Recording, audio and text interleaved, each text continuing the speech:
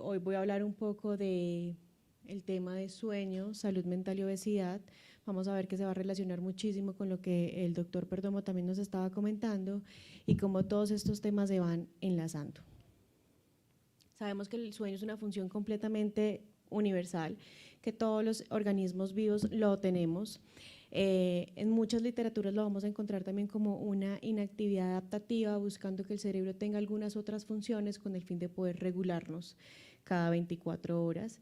Es un estado completamente de supervivencia y es fundamental. El sueño es fundamental en todos nosotros y se requiere que tenga una continuación y una adecuada duración con el fin que cada ciclo de sueño pueda ser algo reparador en cada individuo. El sueño es un tema súper importante y hasta el 25% de la población, independiente de la edad, va a tener quejas en algún momento de la vida del sueño, y es importante que como profesionales en salud en general podamos identificar estas quejas y poder abordar al paciente y direccionarlo hacia el camino necesario. Estas quejas pueden ser un poco más en el adulto mayor y en los adultos jóvenes, es decir, muchas de las poblaciones en las cuales estamos hoy acá todos reunidos. El sueño va a cambiar a lo largo de la vida, va a depender de muchos factores demográficos. Con la edad se sabe que en la medida que vamos haciéndonos más viejos, se va a ir alterando, más o menos se va a ir acortando 10 minutos por cada década. El sueño en los hombres también es muy diferente en comparación a las mujeres. Se dice que en los hombres el sueño es un poco más corto, entre 25 a 45 minutos.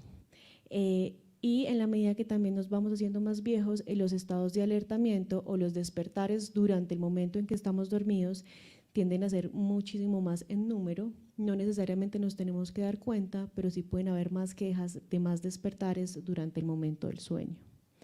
También interfiere en muchos otros factores que tenemos que tener en cuenta cuando queremos evaluar a estos pacientes, y es la historia del sueño o cómo es las noches previas, porque si es una persona que trabaja en las noches o está muy en relación a que tiene una deprivación del sueño constante, que el sueño es un poco crónico o es irregular, pues muy probablemente en estas siguientes noches va a seguir con alteraciones del sueño. El ritmo circadiano, que ahorita también vamos a hablar un poquito de esto, el uso de medicamentos, indiscutiblemente cualquier medicamento que utilicemos como hipnótico o que tenga un efecto sobre el patrón del sueño va a alterar la fisiología y la arquitectura del sueño, y esto es importante tenerlo en cuenta cuando los abordamos y los tratamos. Y las comorbilidades médicas. Evidentemente un paciente entre más comorbilidades médicas tenga, tiene muchos más factores para alterar su patrón de sueño. Si bien esto es una tabla que se relaciona con el envejecimiento y cómo puede alterar los patrones del sueño, vamos a darnos cuenta que en los procesos de obesidad también va a cambiar muchísimo la fisiología, y esto finalmente va a repercutir en muchísimas áreas de la persona, y una de estas va a ser el sueño. Entonces, cuando uno quiere buscar cuál es esa relación entre obesidad, entre patrón de sueño y salud mental, nos vamos a dar cuenta que está muy relacionado con temas de metabolismo y de ciclos circadianos. ¿Qué pasa entonces cuando un paciente tiene sobrepeso, tiene obesidad? Evidentemente, y como ya nos lo dijo también el doctor Gustavo, tiene un aumento de carga a nivel emocional, tienen muchísimo más estrés, y está reportado en la literatura, ellos mismos lo reportan como con mucha más carga emocional, pero también reportan en relación al sueño que pasan mucho más tiempo despiertos. Son personas que tienden a pasar mucho más tiempo en la cama despiertos, más no dormidos, y esto también les va a alterar muchísimo el tema de la eficiencia del sueño. Sabemos que si están mucho más tiempo despiertos, les va a facilitar mucho más las comidas, ¿sí? Van a comer mucho más durante el día. Y al tener un mal patrón de sueño, muy probablemente van a tener muchísimas quejas de somnolencia diurna. Sabemos que cuando hay somnolencia diurna también pueden haber algunas otras quejas, no solamente a nivel afectivo, sino también a nivel atencional, de concentración o de algunas otras funciones ejecutivas. Y lo que hablábamos también un poco en el tema del sueño, en la obesidad, en la medida que tenga un paciente muchas más comorbilidades, esto cada vez va a afectar mucho más su estilo de vida, su tendencia a ser cada vez más sedentario, y esto sí o sí va a reforzar que siga empeorando el sueño. Si empeora el sueño, tiende a empeorar todas estas comorbilidades y toda esta disfuncionalidad durante el día. Por lo tanto, son tres condiciones que están completamente de la mano: la alteración del sueño, alteraciones en las esferas mentales y las alteraciones cardiometabólicas, que en la medida en que cada vez se vayan alterando, se va a ir aumentando la prevalencia en relación a las comorbilidades médicas y psiquiátricas. ¿Qué se ha encontrado entonces en la literatura? Que hay diferentes vías por las cuales estos tres temas están muy enlazados. Todo el tema de la ingesta de alimentos, de ciclos circadianos y todo el tema de los trastornos del sueño, en especial con la respiración, sean apneas obstructivas crónicas, apneas centrales o temas de hipoventilación. Y sabemos que el tema de la inflamación está también muy relacionado, no solamente porque la obesidad es un estado proinflamatorio, sino también porque trastornos mentales están en relación con aumento de interleuquina 6, factor de necrosis tumoral, y que una vez empezamos tratamiento, estos marcadores de inflamación van a disminuir. Cuando buscamos también la relación de obesidad y sueño, nos vamos a dar cuenta entonces que si bien el sueño va a tender a disminuir en duración y en profundidad a medida que vamos teniendo más edad, la prevalencia de la obesidad la estamos encontrando cada vez más aumentada. Se ha visto que hay una relación completamente bidireccional en estos dos temas. Las personas que duermen o que reportan dormir 5 horas tienen 1.15 veces más riesgo de presentar obesidad en comparación a las personas que duermen 6 horas al día, tienen un riesgo de 1.06 veces. Es decir, esto va completamente de la mano. La relación del sueño y el peso no solamente va a estar influida por el tema de la edad, sino también muchas otras covariantes. El tema comportamental, como lo vimos en la charla pasada, pero también por temas afectivos y todo este reporte de sintomatología ansiosa y depresiva que los pacientes con obesidad y con sobrepeso pueden llegar a reportar. También se ha documentado que hay una asociación muy importante entre la duración y la calidad del sueño con la circunferencia abdominal. Y pues es un tema que hasta el 45% de los pacientes que tienen sobrepeso, que tienen obesidad, van a reportar problemas en el sueño. Esto es una cifra completamente alta. El síndrome obstructivo de apnea del sueño es una de las condiciones que de pronto más vemos asociados a estos pacientes y que de alguna manera va a llevar a muchísimos otros síntomas durante el día y finalmente va a impactar en la calidad de vida y en la funcionalidad y en la actividad del paciente. En relación a la ingesta de alimentos, si bien es uno de los principales mecanismos por los cuales una persona puede llegar al sobrepeso o a la obesidad, es importante identificar nosotros también como profesionales de salud mental si hay alguna carga emocional o algún trastorno mental que esté muy relacionado con este tema. ¿Qué pasa entonces con estos pacientes? Al estar mucho más tiempo despiertos, van a favorecer el estado de alertamiento y esto va a hacer que consuman muchos más alimentos. Usualmente van a ser alimentos ricos en azúcares, en carbohidratos, en sodas, muy bajos en frutas, en vegetales y obviamente aumenta en alimentos muy ricos en calorías. Se ha visto también que enfermedades mentales como la esquizofrenia, la depresión, los trastornos de ansiedad, los trastornos bipolares pueden aumentar hasta 300 kilocalorías más durante el día y favorecer el riesgo de sobrepeso o de obesidad, sin dejar de un lado de reconocer que muchos de los psicofármacos o de tratamientos que utilizamos en los pacientes con enfermedad mental podrían aumentar el riesgo de aumentar apetito y aumentar sobrepeso.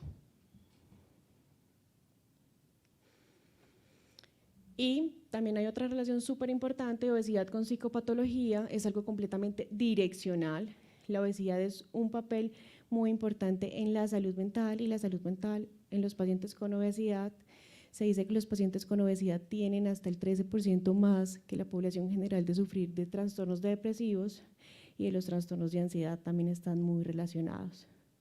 Que se ha visto entonces que estudios de neuroimágenes sí evidencian respuestas a nivel neuronal en relación a la comida rica en calorías cuando hay restricción del sueño, y esto está todo relacionado por el circuito del placer a nivel cerebral que se está haciendo cada que un paciente se está estimulando, cada que uno de nosotros estamos deseando comer algo que nos gusta, que nos genera placer, pues el circuito de recompensa se activa y esto cada vez sigue buscando seguirse activando constantemente y por eso estas personas siempre van a tender a consumir alimentos muy ricos en calorías. Sabemos entonces que esta relación está muy direccionada para ambos lados, como también nos ha contado el doctor Perdomo, no solamente por el tema de proinflamación, sino que también hay una disregulación a nivel del eje hipotálamo pituitaria adrenal, que se va a asociar muchísimo la psicopatología y la depresión con trastornos de sueño y con obesidad, y esto a su vez va a hacer que tenga efectos, repercusiones sobre otras condiciones médicas. Sin desconocer que en la depresión van a haber alteraciones psicológicas que finalmente van a reforzar de manera negativa todo el tema del sueño y el tema de hábitos no muy saludables en estos pacientes. Está muy relacionado, como ya lo habíamos visto un poco más antes, el tema de la autoestima, de la satisfacción corporal, de la percepción corporal, de cómo nos vemos al espejo, de cómo nos sentimos y cómo esta relación puede influir de manera muy negativa en una relación que no es sana con los alimentos. Las enfermedades psiquiátricas como tales se pueden asociar a enfermedades metabólicas, como lo habíamos comentado, no solamente por el tema de psicofármacos, sino porque también endógenamente son pacientes que tienden a tener mucho más sedentarismo y muy mala relación con los alimentos y con hábitos saludables, pero también se les llama el síndrome metabólico afectivo, y es esta disrupción en diferentes mecanismos en relación a manejo de estrés crónico, manejo de emociones, de las funciones cognitivas, afectivas y metabólicas que interfieren en el paciente. Esto va a hacer entonces que los pacientes tengan muchas más comorbilidades o empeoren sus condiciones médicas en relación a todo lo metabólico y en lo endocrinológico que puedan presentar.